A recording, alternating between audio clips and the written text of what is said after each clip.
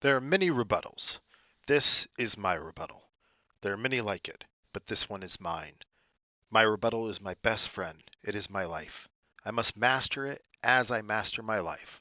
My rebuttal without me is useless. I didn't create this. In fact, after 27 years of being in sales, I can barely distinguish between what I've created and what was taught to me.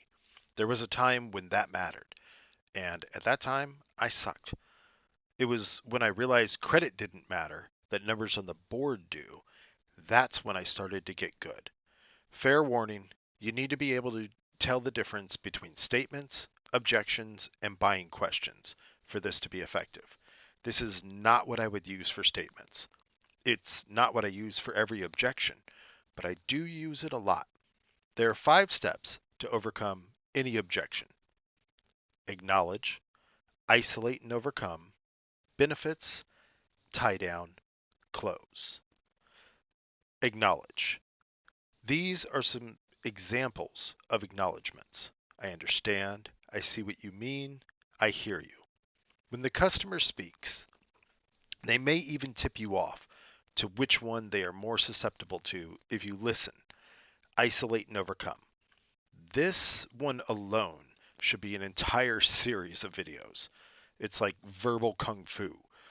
One effective but dangerous way to isolate the objection is to repeat it back to them in different words. The goal is to get an agreement that you understand the objection, or clarification and additional information. For instance, they say they don't have the time. I hear you. You already have other plans tomorrow, right? Once you have an agreement that you understand the objection, you can overcome it. Okay, give me a second to work my magic. I keep a pretty full schedule myself, and I've become somewhat of a master at finding time to get my clients the information they need. Are you typically available around this time, or is late afternoon better? This is important if the client is open with you and is helping to move the conversation along. You move on to the next step. If they are not, do not continue in this direction. Chances are they don't see the value in what you're offering, and you need to pivot and build value. If the client is actively working with you to overcome the objection, like going through their calendar with you, then continue until you see the target. Then you give benefits. Remember, benefits are like emotional verbs of a feature. A feature is just a fact, and facts tell, stories and emotions sell.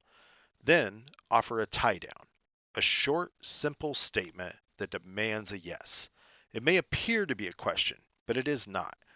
It is a statement that requires an agreement. If you do not get the agreement, go back to step 1. Here are some of my favorite tie downs. Makes sense? Fair enough? That works. Then the last step, close. These steps are a guide. They're just tools to help you swing when the ball is in the strike zone. You still have to swing the bat. You want the sale. Odds are, if the customer has stuck with you this far, they want to purchase. They don't know the process. They need you to ask for the order. Make sense?